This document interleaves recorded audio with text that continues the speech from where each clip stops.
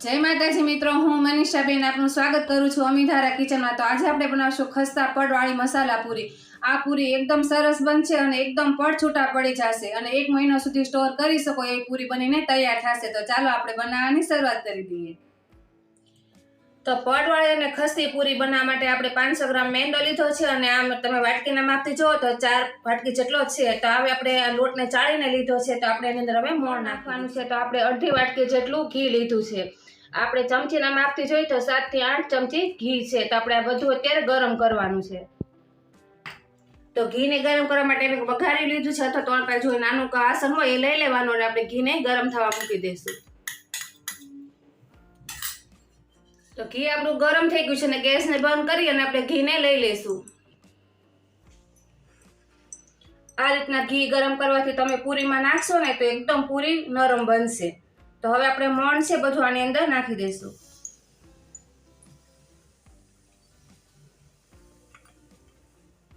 હવે આપણે ઘીને આ રીતના ચમચીથી હલાવી લઈશું, કારણ કે આપણે ઘી ગરમ નાખ્યું છે એટલે આપણે ચમચીથી પહેલા બધું મિક્સ કરી લેવાનું આ રીતના।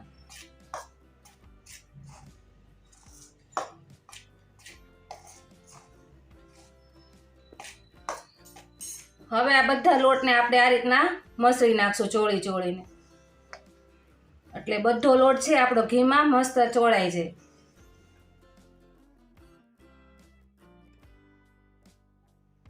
તો હવે આપણા લોટમાં સરસ મોણ બધું ભળી ગયું છે। તમે આ રીતના મુઠ્ઠી વળીને જુઓ તો મુઠ્ઠી વળી જાય અને આ રીતના તૂટી જાય એટલે સમજવાનું કે આપણું મોણ સરસ ભળી ગયું છે। તો હવે આપણે એની અંદર મસાલો કરી લેશું।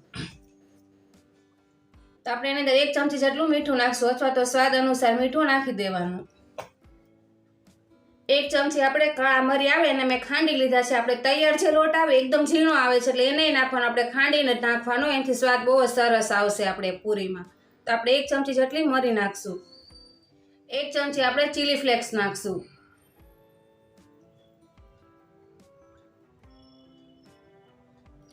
તમારે નાખવું હોય તો નાખવાનું ચીલી ફ્લેક્સ, નકર સ્કીપ કરી દેવાનું। 1 ચમચી જીરું નાખશું, એને પણ આપણે ખાંડી લીધું છે। અને 1 ચમચી આપણે સફેદ તલ નાખશું। તલથી દેખાવ પણ સરસ આવશે અને આપણે ખાઈએ ને ત્યારે પણ એનો સ્વાદ સરસ આવે છે। હવે આ બધો મસાલો આપણે મિક્સ કરી લેશું પહેલા।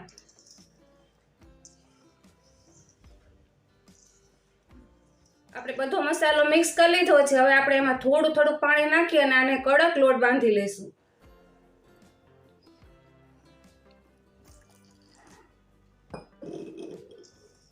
કડક એટલે આપણે બહુ કડક નથી બાંધવાનો, રોટલી કરતા થોડોક કડક અને ભાખરીનો લોટ બાંધીને એની કરતા થોડોક ઢીલો, એ રીતના આપણે આનો લોટ બાંધીને તૈયાર કરવાનો છે।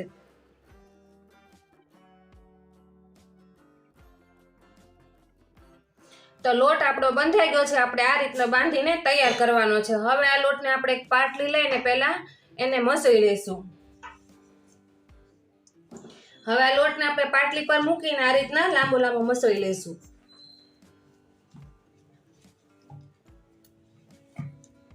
તમે આ રીતના જેમ લોટને મસળશો ને એમ તમારી પૂરી સરસ બનીને તૈયાર થશે।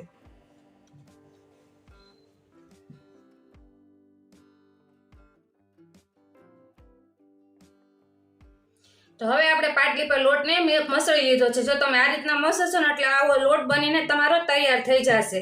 હવે આ લોટને આપણે આ રીતના ભેગો કરી અને કાથરોટમાં આપણે 10 થી 15 મિનિટ માટે ઢાંકીને મૂકી દઈશું। તો 10 થી 15 મિનિટ માટે આપણે લોટને રેસ્ટ મૂક્યો છે, ત્યાં સુધીમાં આપણે ઘીનો સાટો બનાવી લઈએ। તો આપણે જે વાટકીમાં ઘી લીધું હતું એ જ વાટકીમાં આપણે ઘી લેવાનું છે। તો આપણે 6 થી 7 ચમચી આપણે ઘી લીધું છે। ઘીની અંદર આપણે મેંદો નાખશું। હવે આપણે એની અંદર 1 થી 1.5 ચમચી જેટલો મેંદો નાખી દઈશું। અને હવે આપણે ઘી અને મેંદાને મિક્સ કરી લઈશું આ રીતના। તો આપણો સાટો બનીને તૈયાર થઈ ગયો છે। આપણે આ રીતનો એને ચમચીમાંથી પડે એવો તૈયાર કરવાનો સાટો। તો હવે આપણે આને સાઈડ પર મૂકી દઈશું અત્યારે। તો 15 મિનિટ જેવું થઈ ગયું છે ને આપણે લોટને ખોલીને જોઈ લઈશું। તો આપણો લોટ ઘણો સેટ થઈ ગયો છે। હવે આપણે એની અંદર અડધી ચમચી જેટલું ઘી નાખીને પાછું એકવાર મસળી લઈશું। હવે આપણે વધારે ઘી નથી નાખવાનું, અડધી ચમચી ઘી નાખી અને આ રીતના મસળી લેવાનું।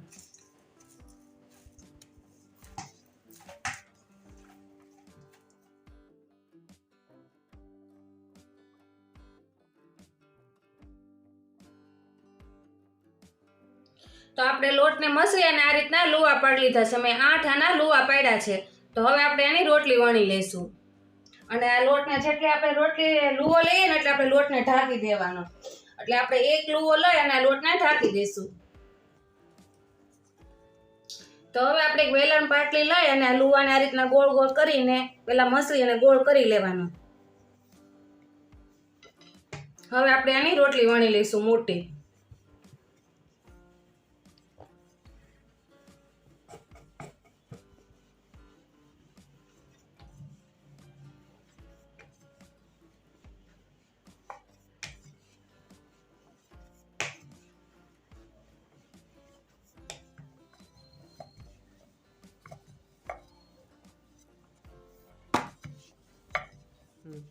તો હવે આપણી રોટલી વણાઈ ગઈ છે. આપણે આ રીતના એની પટલી પટલી રોટલી વણીને તૈયાર કરવાની છે. આપણે મેંદાની છે એટલે તૂટવાની કોઈ શક્યતા નથી. એટલે તમે જેટલી મોટી કરશો એટલી તમારી રોટલી મોટી થશે. તો હવે આ રોટલીને આપણે એક ડીશમાં મૂકી દઈશું અને આ રીતના આપણે બીજી રોટલી વણી લઈશું.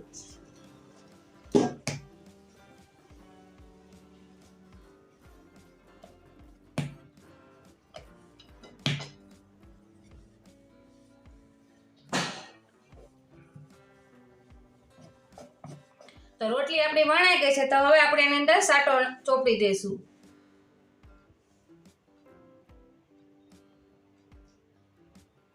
આ રીતના હાથની મદદથી આપણે બધે ફેરવી દેવાની આંગળી.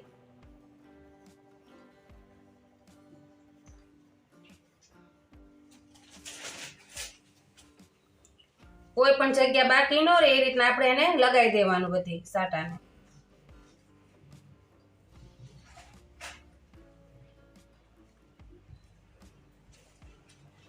હવે એની આપણે ઉપર બીજી રોટલી લગાવશું આ રીતના. હવે એની ઉપર તો આપણે સાટો લગાવી દઈશું.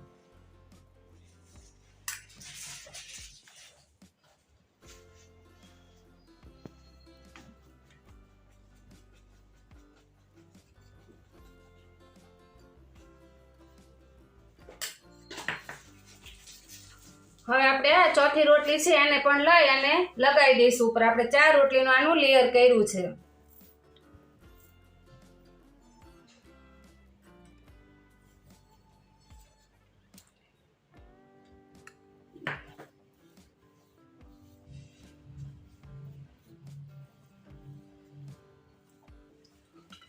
તો આપણે બધા લેયરને આ રીતના સાટો લગાવી દીધો છે. તો હવે આપણે એનો રોલ વાળી લઈશું. તો આપણે એક બાજુથી આ રીતના ઉઠાવી અને એનો આ રીતના ફિટ કરતું જવાનું અને રોલ વાળતું જવાનું. આપણે આનો એકદમ વચ્ચે જગ્યા ન રહે એ રીતના રોલ વાળી લેવાનો.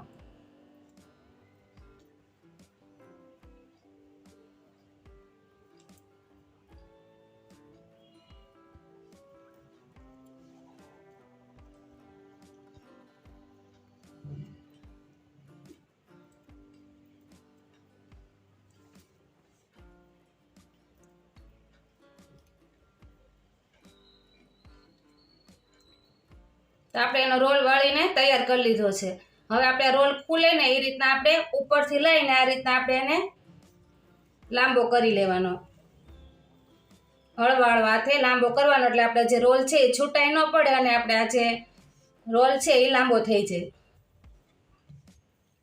તો આપણે રોલને તૈયાર કરી લીધો છે. તો આપણે આગળનો ભાગ છે એ પહેલા કાઢી લેશું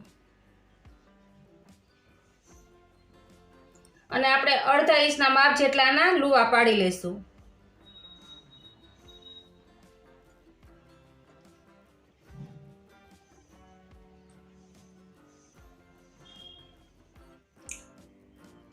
તો આપણે રોટલીના વણેલા બધા લુવા પાડી લીધા છે. આપણે આનું થોડુંક શૂટિંગ નથી આવ્યું એટલે હું તમને આ રીતના બતાવી દઉં છું. તમે જોઈ શકો છો આપણે બધા એક એક પત્તા છૂટા પડી ગયા છે.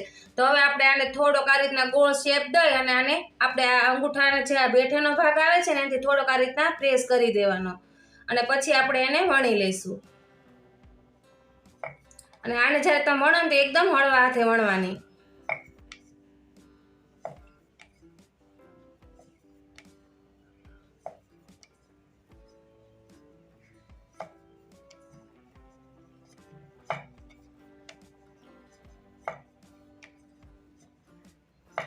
તો આપણી પૂરી આ રીતના વણીને તૈયાર થઈ ગઈ છે. આપણે આ રીતના બધી વણી લેશું.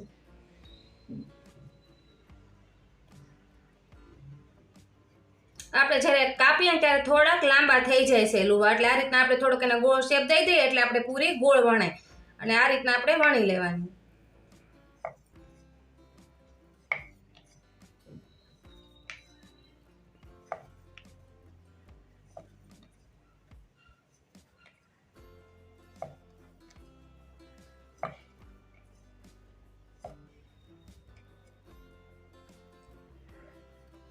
તો હવે આપણે બધી પૂરીને આ રીતના વણી લીધી છે. તમે જોઈ શકો છો કેટલી સરસ લાગે છે, એકદમ બધાના પડ છૂટા છૂટા લાગે છે. તો હવે આપણે આને તળી લઈશું.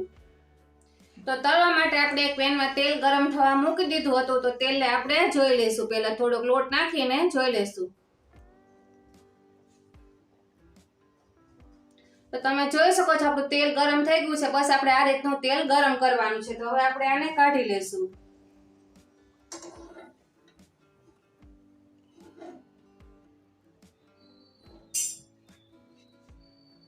હવે આપણે પૂરી અંદર સમાય ને એ રીતના આપણે પૂરી નાખી દેવાની.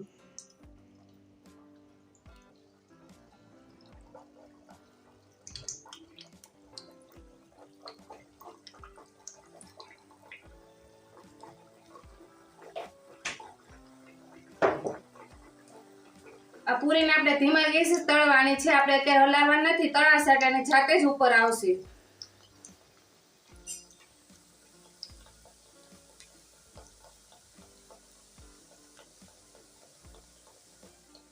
તો તમે જોઈ શકો છો આપણી પૂરી એક બાજુ તળાઈ ગઈ છે અને જાતે જ ઉપર આવી ગઈ છે. તો હવે આપણે એને ફેરવી લેશું.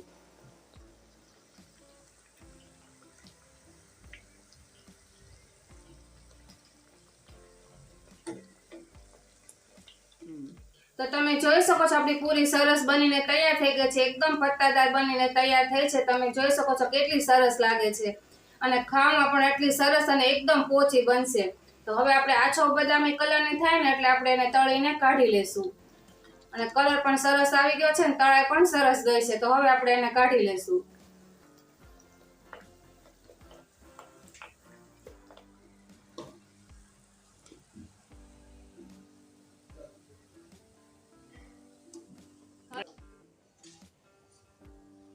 તો હવે આપણી પૂરી તળાઈ ગઈ છે અને આ રીતના આપણે કરશું એટલે બધું તેલ વધારાનું હશે બધું નીકળી જશે અને આપણે એને આ કાથરોટમાં લઈ લેશું. તમે જોઈ શકો છો કેટલી સરસ બનીને તૈયાર થઈ છે. હવે આ રીતના આપણે બીજી પૂરીને પણ તળી લેશું.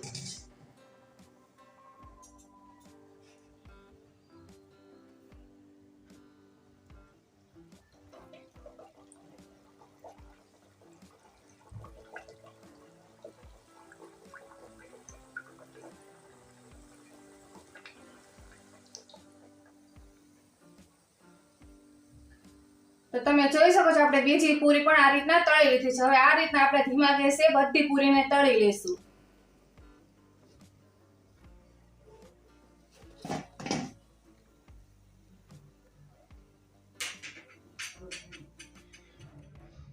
તો તમે જોઈ શકો છો આપણી પૂરી બનીને તૈયાર થઈ ગઈ છે. તમને બતાવી દો કેટલી સરસ બની છે.